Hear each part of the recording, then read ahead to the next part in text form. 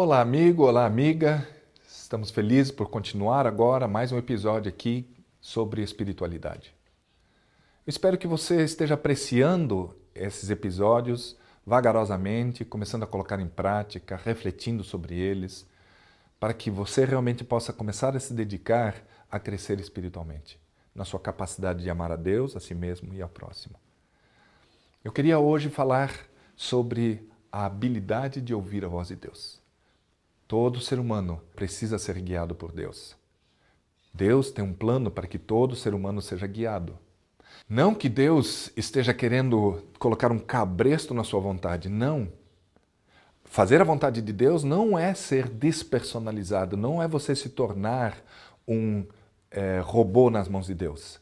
Não é você perder a sua vontade. Não é você deixar de você ter tua força de vontade. Pelo contrário, é aprender a colocar a sua força de vontade ao lado da vontade de Deus. É você aprender a ter uma força de vontade forte, desenvolvida, capacitada, mas santificada. Uma força de vontade que queira fazer a vontade de Deus. Como falamos no bloco anterior, em um dos blocos anteriores, nem todo que me diz Senhor, Senhor entrará no reino de Deus, mas aquele que faz a vontade de meu Pai que está nos céus. Então hoje eu gostaria de falar um pouquinho sobre ouvir a voz de Deus, atender esta voz de Deus e como é que isso funciona. Abra sua Bíblia comigo em João capítulo 3, versículo 1 em diante, naquele encontro de Nicodemos com Jesus. Havia entre os fariseus um homem chamado Nicodemos, um dos principais dos judeus. Este, de noite, foi ter com Jesus. Ele disse: Rabi, sabemos que és mestre vindo da parte de Deus, porque ninguém pode fazer esses sinais que tu fazes se Deus não estiver com ele. Nicodemos olhou para Jesus e começou a tratá-lo como os líderes religiosos daquela época se tratavam. Eles se bajulavam, rasgavam seda um para os outros, ficavam elogiando, falando coisas que provavelmente o outro iria gostar de ouvir. Jesus, no entanto, não entrou na dele. Ele percebeu que Nicodemos tinha ido à noite, às escondidas, para buscá-lo. Então ele foi para tentar foi conversar com Nicodemos agora, para que Nicodemos, ele mesmo, entendesse o que ele foi buscar ali naquela noite. Nicodemos havia ouvido de Jesus, e Jesus era um mestre, talvez controvertido na época, mas era muito atrativo a sua mensagem. E Nicodemos ouviu falar dessas mensagens e decidiu conversar com ele em particular. E Jesus já corta a conversa dele, muda de assunto abruptamente.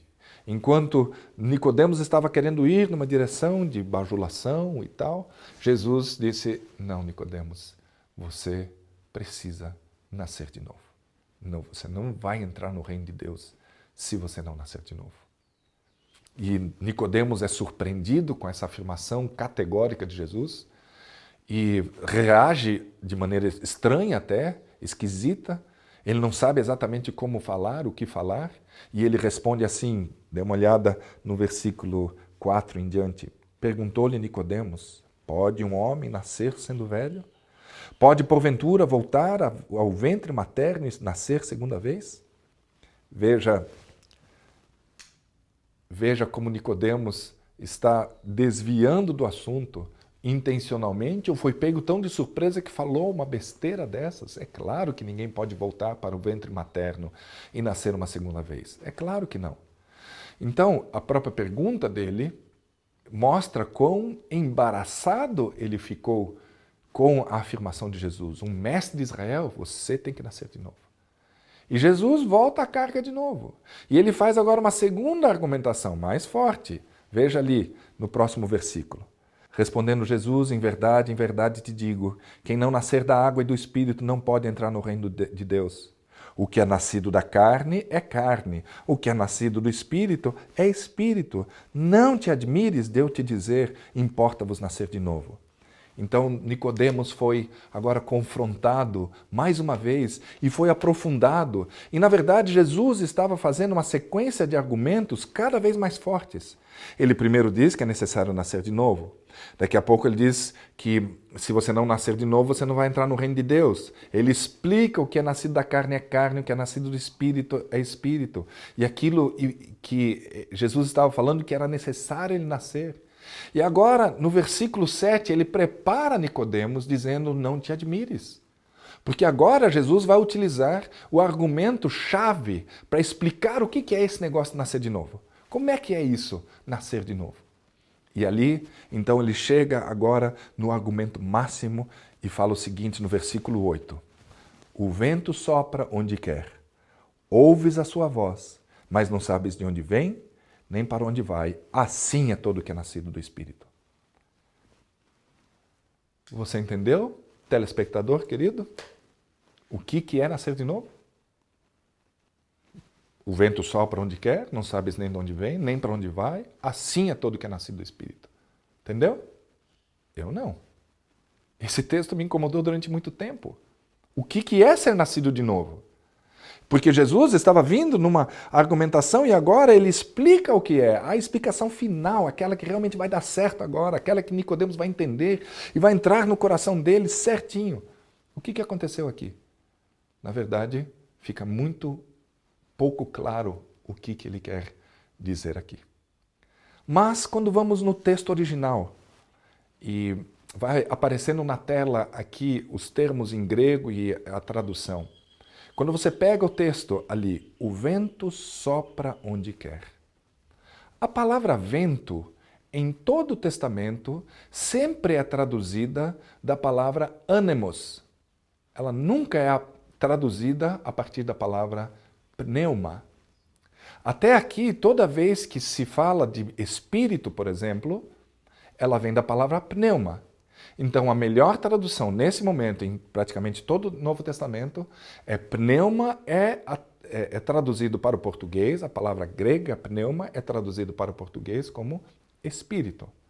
Vamos ler aqui agora que a palavra que está aqui nesse texto, o vento sopra, essa palavra vento foi traduzida de pneuma inadequadamente. Vamos dar uma olhada agora no texto, como é que ele fica se eu trocar as palavras? Vamos dar uma olhada? O Espírito sopra onde quer, ouves a sua voz, mas não sabes nem de onde vem, nem para onde vai. Assim é todo que é nascido do Espírito. Bom, ainda não está muito claro como é que é esse negócio, o Espírito sopra. O que seria isso? Vamos ver a palavra soprar. A palavra soprar vem de pneu. Pneu é soprar, mas pode também ser traduzido como sussurrar. Agora imagina o texto dessa maneira, como nós estamos traduzindo aqui. O Espírito sussurra onde quer. Ouves a sua voz, mas não sabes nem de onde vem, nem para onde vai. Assim é todo que é nascido. Ficou claro agora? Na verdade, todo aquele que ouve a voz do Espírito é nascido de novo.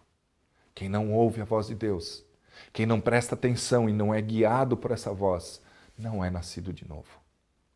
Duro ouvir isso? Desculpe, mas é isso que a palavra diz. Mas pastor, será que existem outros trechos na Bíblia também o chamado para que a gente ouça a voz de Deus? Vamos dar uma olhada em João capítulo 10, versículo 1 em diante. Em verdade vos digo, o que não entra pela porta do aprisco das ovelhas, mas sobe por outra parte, esse é ladrão e salteador. Aqui está querendo explicar quem é o bom pastor. Continue a leitura comigo. Aquele, porém, que entra pela porta, esse é o pastor das ovelhas. Para este o porteiro abre. As ovelhas fazem o quê? Ouvem a sua voz. Ele chama pelo nome as suas próprias ovelhas e as conduz para fora. Depois de fazer todas as que lhe pertencem, vai adiante delas, e elas o seguem porque lhe reconhecem a voz. Mas de modo nenhum seguirão o estranho, antes fugirão dele, porque não conhecem a voz dos estranhos. Veja, Jesus propondo essa parábola, está propondo que as ovelhas devem ouvir a voz do seu pastor. No versículo 16, mais adiante, ele faz uma afirmação tremenda. Vai lá comigo, versículo 16. Diz ali: ainda tenho outras ovelhas não deste aprisco. A mim me convém conduzi-las. Elas, o quê? Ouvirão a minha voz. E então haverá um rebanho e um pastor. Consegue entender a necessidade de ouvir a voz de Deus? Como um sinal do novo nascimento? Como a marca registrada do novo nascimento? Você pode estar perguntando, mas pastor, o senhor está dizendo então que eu não devo mais ler a Bíblia? Claro, querido irmão, querida irmã, que nós devemos continuar a estudar a Bíblia, porque é essa maneira, ao estudar a Bíblia, que nós calibramos a nossa mente, que nós encharcamos os nossos sentidos, as nossas percepções, de tal maneira que nós possamos entender quando Deus fala, porque Deus jamais vai falar alguma coisa contrária à sua palavra. Então eu não tenho a habilidade de ouvir a voz de Deus se eu não estiver com a minha mente encharcada com a palavra. Então, conhecer a palavra precede, vem antes de você ouvir a voz de Deus. Conforme você vai tendo um domínio sobre a palavra, você vai entendendo a lógica de Deus, como o apóstolo Paulo falou em 1 Coríntios 2,16, nós temos a mente de Cristo. Então eu começo a reconhecer aquela voz que já me falou muitas vezes através da palavra em situações inusitadas, em situações que talvez nem estejam descritas na Bíblia. Mas se essa voz me fala alguma coisa diferente do que está na palavra, o que eu faço? Eu sigo a palavra, porque eu não acredito em vozes, a não ser que elas confirmem o espírito com o qual a palavra é dirigida. Então, por exemplo, se eu ouvir uma voz dizendo assim, larga da tua esposa porque tem outra melhor para o teu ministério, eu não vou deixar da minha esposa, porque a Bíblia diz, o que Deus juntou, não separe o homem jamais, eu vou obedecer a palavra. Existem pelo menos 3 fontes, 3 lugares de onde vozes podem vir. E geralmente a gente presta atenção nessas vozes todo dia. E eu tenho certeza, meu querido amigo e amiga, que você já ouviu a voz de Deus. Mas pode ser que você não soube distingui-la das outras vozes. Existe a voz de Deus, que fala ao nosso coração constantemente. Precisamos estar sensíveis espiritualmente para estarmos atentos e disponíveis para ela. Tem a voz do diabo, que quer nos seduzir, quer nos enganar, engenhosamente armar estratagemas para nos tirar de perto de Deus. E tem a nossa própria voz, a voz da própria cobiça dentro de nós, aquilo que nós desejamos. E talvez essa seja a maior de todas as vozes. Muitas vezes nós dizemos que vem do diabo uma coisa que às vezes é de nós mesmo. E eu gostaria de desafiar você a você distinguir essas vozes. Não é construir uma arca ouvindo a voz de Deus. Abraão saiu da sua terra e da sua parentela porque ouviu uma voz dizendo, vai para a terra que eu vou te mostrar. E ele saiu. Elias ouviu a voz de Deus dizendo para desafiar os profetas de Balaão e foi a grande vitória aquele dia quando ele venceu aqueles profetas todos diante do povo. Quantos homens e mulheres não ouviram a voz de Deus? Paulo estava indo para Listra e Deus disse, não quero que você vá para Listra, vá para Icônio. Ele mudou o rumo da viagem porque ele não só ouviu, mas foi obediente à voz de Deus. O desafio, querido irmão, é você aquietar aqui dentro. Aquietar sua mente e aquietar seu coração. Evitar as coisas que te agitam demais, filmes fortes, jogos excitantes, coisas que agitam você interiormente, você precisa evitar para que aquela pequena vozinha seja ouvida. Gostaria de desafiá-lo para que você abra comigo no último texto que nós vamos estudar agora, que está em Apocalipse capítulo 3, versículo 20. Aquele conhecido texto. Abra comigo, por favor. Eis que estou à porta e bato. Se alguém ouvir a minha voz e abrir a porta, entrarei em sua casa e cearei com ele e ele comigo. Deus está falando com o seu povo do tempo do fim, da última igreja, o povo de Laodiceia, o período no qual nós estamos inseridos, nós cristãos vivemos agora. Ele diz desse povo que é um povo distraído, um povo que acha que tem tudo, que são os bons. E mal sabem eles que eles são profundamente necessitados, desesperadamente necessitados de Deus. Nessa época cheia de distrações, nessa época cheia de coisas interessantes para a gente ver, experimentar, nesta época, ele diz assim: eis que estou à porta e bato. Se alguém ouvir a minha voz. Nós estamos tão distraídos, meu irmão e minha irmã, que é possível que Deus esteja falando e nós distraídos com as maquininhas, com as luzes e cores desse mundo, que nós não estamos prestando atenção nessa voz. Como você quer ser guiado nesse tempo tão complicado, em que o diabo tem pouco tempo, está louco para seduzir a tua alma para longe de Deus?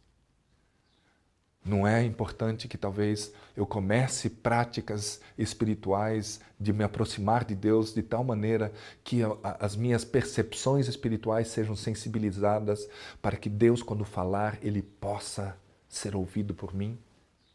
Eu desafio a você, meu querido irmão, minha irmã, para que você experimente. E Deus vai te guiar.